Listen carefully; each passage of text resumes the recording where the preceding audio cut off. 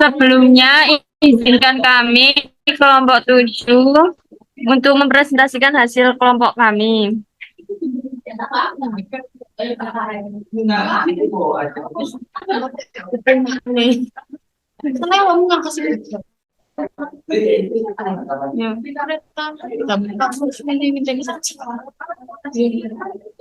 Pada materi Pada hari ini akan membahas tentang model pembelajaran inquiry yang diampu oleh dosen Ibu Ismatul Naila yang beranggotakan Fatimah Nurul Imana, Safinatul Naja, Intan Indrasania, dan Putri Rizky Amelia. Pembahasan yang akan kami bahas yaitu yang pertama pengertian, kedua karakteristik atau ciri, yang ketiga sintaks, keempat kelebihan dan kekurangan, yang kelima model pembelajaran dalam konteks video, yang keenam model terkait kurikulum merdeka.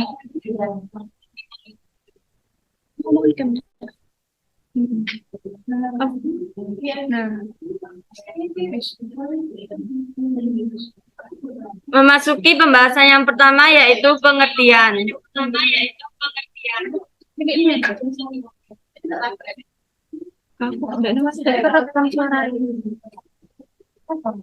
Menurut Hikmet Mulyasa 2008, HIM 108,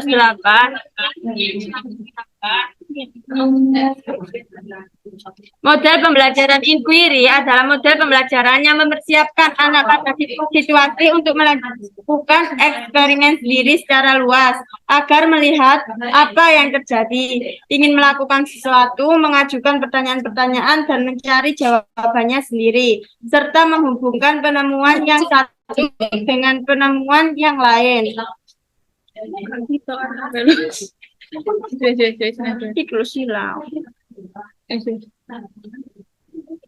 Maka dapat disimpulkan bahwa pembelajaran inquiry adalah model pembelajaran yang mempersiapkan anak pada situasi untuk melakukan eksperimen sendiri sehingga dapat berpikir secara kritis untuk mencari dan menemukan jawaban dari suatu masalah yang dipertanyakan.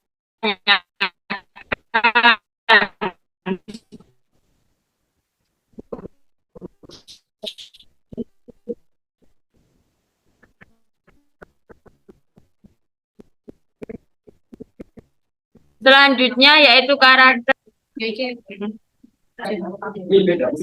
Dua karakteristik atau ciri-ciri utama pembelajaran inquiry antara lain sebagai berikut. A. Pembelajaran inquiry menekankan pada aktivitas anak secara maksimal untuk mencari dan menemukan. Artinya, pembelajaran inquiry menempatkan anak sebagai subjek belajar. B. Seluruh aktivitas yang dilakukan anak diarahkan untuk mencari dan menemukan sendiri sesuatu yang dipertanyakan sehingga dapat menumbuhkan sikap percaya diri. C. Membuka inteligensi anak dan mengembangkan daya kreatif anak. D. Memberikan kebebasan pada anak untuk berinisiatif dan bertindak. E. Mendorong anak untuk berpikir intensif dan merumuskan hipotesisnya sendiri. F. Proses interaksi belajar mengajar mengarahkan pada perubahan dari teacher iterate kepada student iterate. Untuk pembahasan selanjutnya akan dilanjutkan Mbak Sania.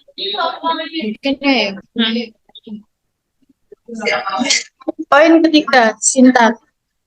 1. Tahap orientasi. Tahap ini merupakan tahap di mana siswa pertama kali untuk diperkenalkan kepada masyarakat. 2. Merumuskan masalah. Perumusan permasalahan ini melengkapi tantangan apa yang harus dicari jawabannya terkait permasalahan yang diangkat. 3. Merumuskan hipotesis. Guru meminta jawaban sementara atau dugaan sementara atau hipotesis dari siswa terkait permasalahan yang dibahas bersama. Next.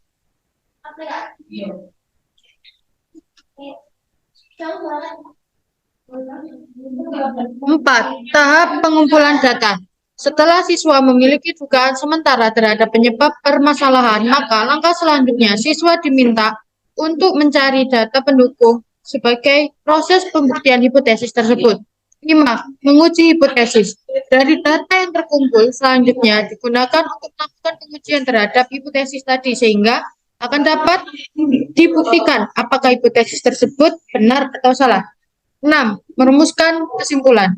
Proses mendeskripsikan temuan yang diperoleh berdasarkan hasil pengujian hipotesis untuk mencapai kesimpulan yang akurat. Sebaiknya guru mampu menunjukkan pada siswa data mana yang relevan. 4. Kelebihan dan kekurangan dari inquiry learning. Yang selanjutnya akan dibacakan oleh teman saya, yaitu Mbak Putri. Kelebihan dan kekurangan. Kelebihan. Pertama, meningkatkan kemampuan daya ingat dan pemahaman terhadap materi pembelajaran. 2. Meningkatkan keterampilan siswa dalam memecahkan masalah. 3. Membantu guru secara simultan meningkatkan motivasi belajar siswa. 4. Siswa dapat mengetahui bagaimana mengatur diri mereka sendiri dalam belajar. 5. Pembelajaran akan dapat diingat dan menghadap dengan baik dalam memori siswa. 6. Memungkinkan siswa mempunyai waktu yang cukup. Kekurangan.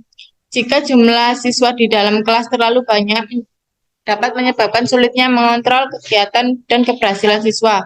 2. Permasalahan dengan waktu yang dialokasikan. 3. Sulit merencanakan pembelajaran karena terbentur dengan kebiasaan siswa dalam belajar.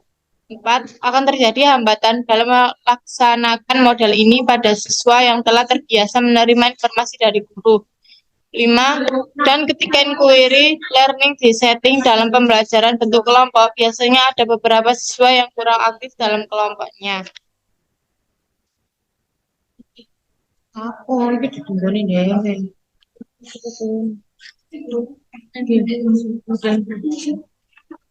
Model pembelajaran dalam konteks video.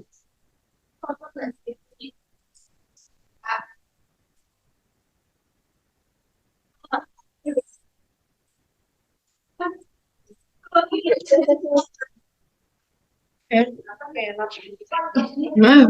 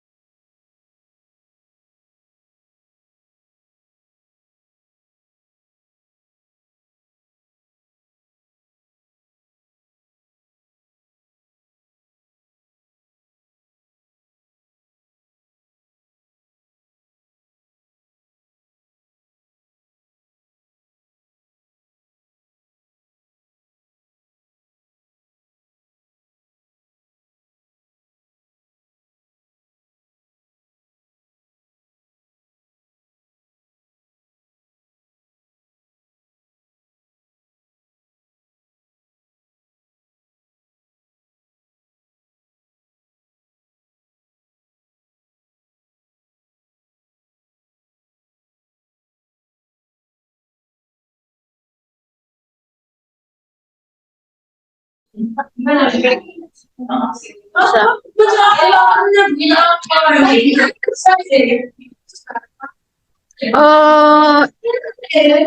jadi bisa dilihat ya teman-teman, ini adalah ini contoh video pembelajaran inquiry learning, bisa dilihat ya.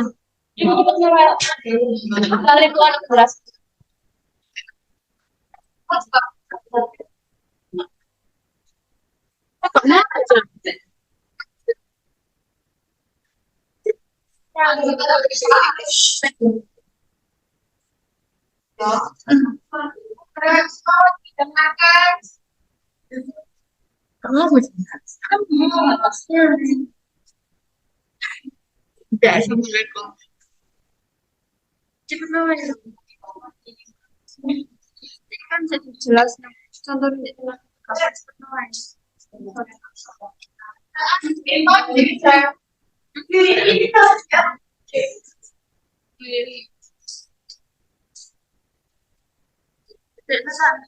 Wih, ini ketok. Iya, suka layar sentuh itu. Maksudnya putri itu kan iki lo, ya Allah, sekedar iki lo, sekarang cepet no, malah, malah, cepet.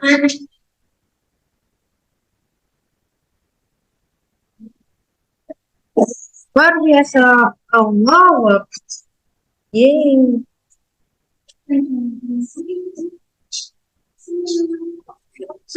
Bisa sampai iklan kafe.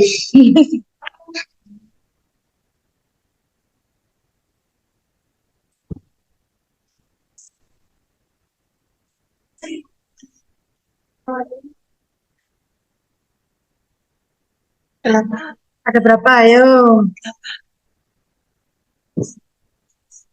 Lucu. Pemburuan. Gimana sih belum?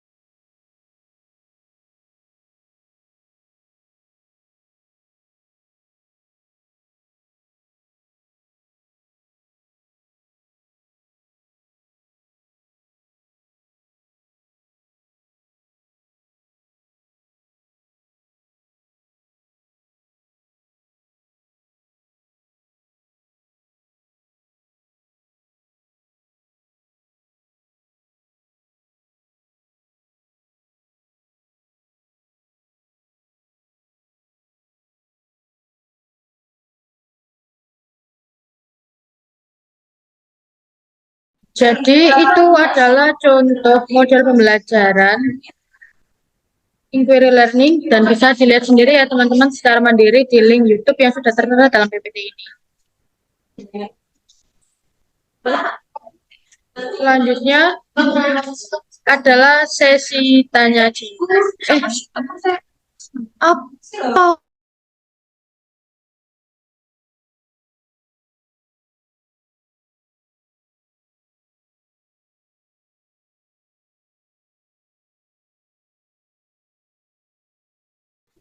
Maaf ya, ralat teman-teman. Poin selanjutnya adalah model terkait kurikulum Merdeka yang akan dibacakan oleh teman saya yaitu Mbak Najwa.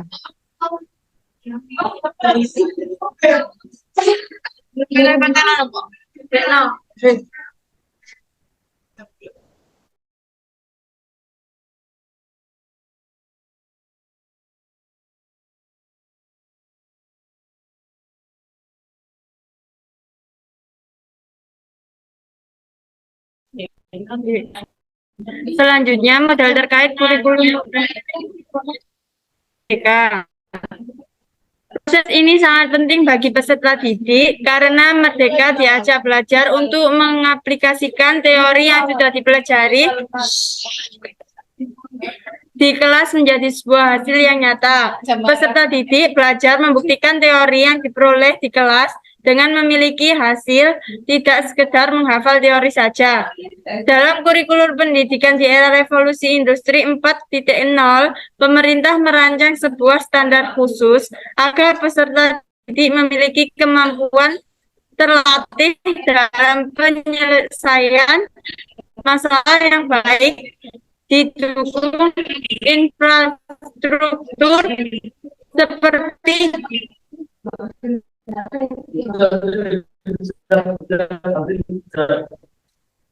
seperti jaringan internet yang stabil dengan kecepatan tinggi.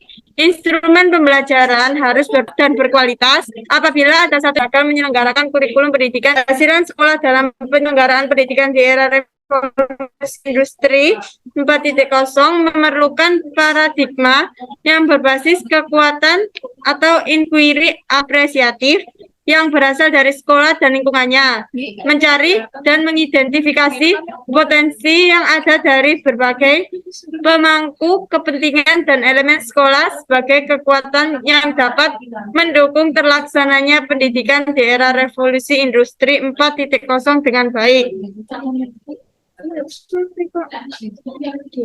Selanjutnya, Terima kasih. Selanjutnya yaitu sesi pertanyaan. Sebelumnya ini kan waktu Zoom-nya mau habis. Belum kok masih Mbak izin bertanya, Bu. Sebentar. Ini Zoom-nya keluar dulu terus nanti masih lagi biar nanti apa enggak kepotong-potong.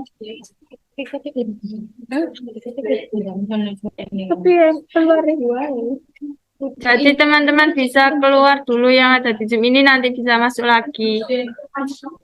Iya, aku sih ini foto.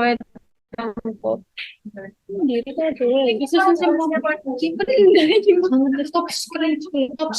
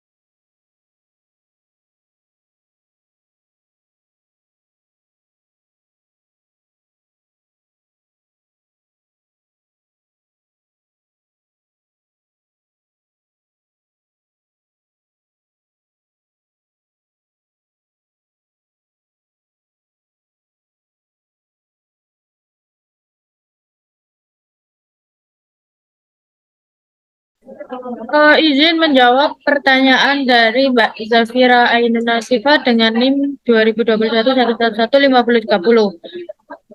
Dengan soal metode inquiry, sebut apa sih Ki? Tapi ini kok salah. Sebutkan metode inquiry dan langkah-langkahnya. Oke, baik, saya jawab. Strategi pembelajaran inquiry ini meliputi langkah-langkah. 1. Orientasi. 2. Merumuskan masalah. 3. Merumuskan hipotesis. 4. Mengumpulkan data. 5. Menguji hipotesis. 6. Merumuskan kesimpulan. Pendekatan penelitian yang dilakukan dalam penelitian ini dengan nama penelitian tindakan kelas. Jadi kalau pengen lebih jelasnya lagi itu bisa dilihat di PPT halaman, di PPT itu sudah dijelaskan ya. Langkah-langkahnya juga dan pengertiannya dari langkah-langkah itu tadi.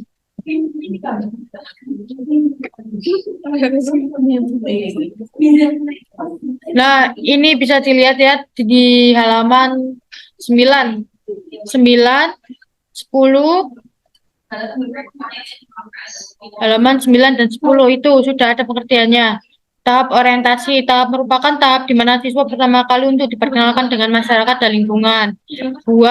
Merumuskan masalah. Perumusan permasalahan ini melingkupi tantangan apa yang terus dicari, jawabannya terkait permasalahan yang diangkat. 3. Merumuskan hipotesis. Guru meminta jawaban sementara dari siswa. 4. Tahap pengumpulan data. Setelah siswa memiliki dugaan sementara terhadap penyebab permasalahan, maka langkah selanjutnya siswa diminta untuk mencari data pendukung sebagai proses pembuatan hipotesis tersebut. 5. Menguji hipotesis dari data yang terkumpul selanjutnya digunakan untuk melakukan pengujian terhadap hipotesis. 6. Merumuskan kesimpulan. Proses mendeskripsikan temuan yang diperoleh berdasarkan hasil pengujian hipotesis. Itu Mbak, jawabannya bagaimana? Sudah puas dengan jawabannya Mbak Zafira? Sudah Mbak, sudah. Alhamdulillah sudah. Oke, terima kasih.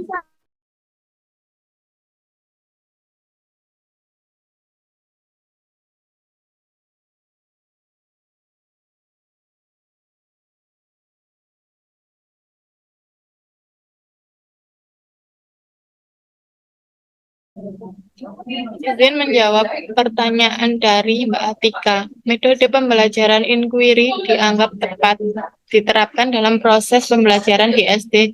Dan dalam pembelajaran di SD ada mata pelajaran IPS. Apakah menurut kelompok metode pembelajaran inquiry dapat diterapkan di mata pelajaran itu?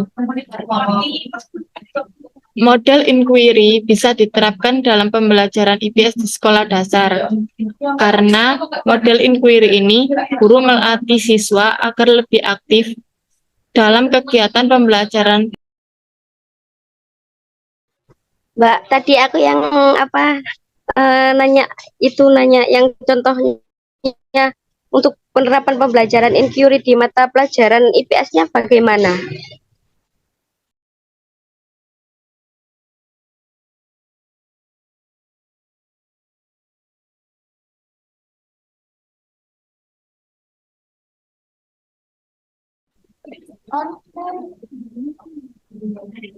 Saya jawab ya, Mbak. Iya. Misal guru pas waktu pembelajaran menayangkan sebuah gambar peta, terus nanti murid-murid itu dikasih pertanyaan, letak negara Indonesia mana, letak negara Malaysia mana, terus siswanya itu mencari tahu atau mencari jawaban pertanyaan tersebut. Jadi intinya itu siswa itu mencari jawaban dari pertanyaan-pertanyaan yang ditanyakan oleh seorang guru, gitu. Bisa dimengerti? Ya, baik Mbak, terima kasih atas jawabannya. Baik, saya akan menjawab dari pertanyaannya Mbak Titis. terkait dengan kekurangan inquiry yang salah satunya adalah permasalahan dengan waktu yang dialokasikan. Mengapa demikian? Apakah metode ini membutuhkan waktu yang lebih banyak? Jawabannya, iya membutuhkan waktu yang lebih banyak karena di PPT ini kan udah dijelaskan ya Mbak ya untuk sintaksnya. Nah, ada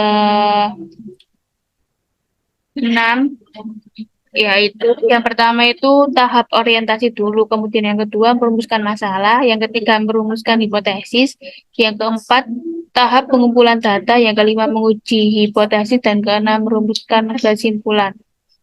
Jadi sebelum pembelajaran itu harus ini Mbak ada tahap-tahapnya, tahap 6 ini tadi. Jadi membutuhkan waktu yang lebih banyak.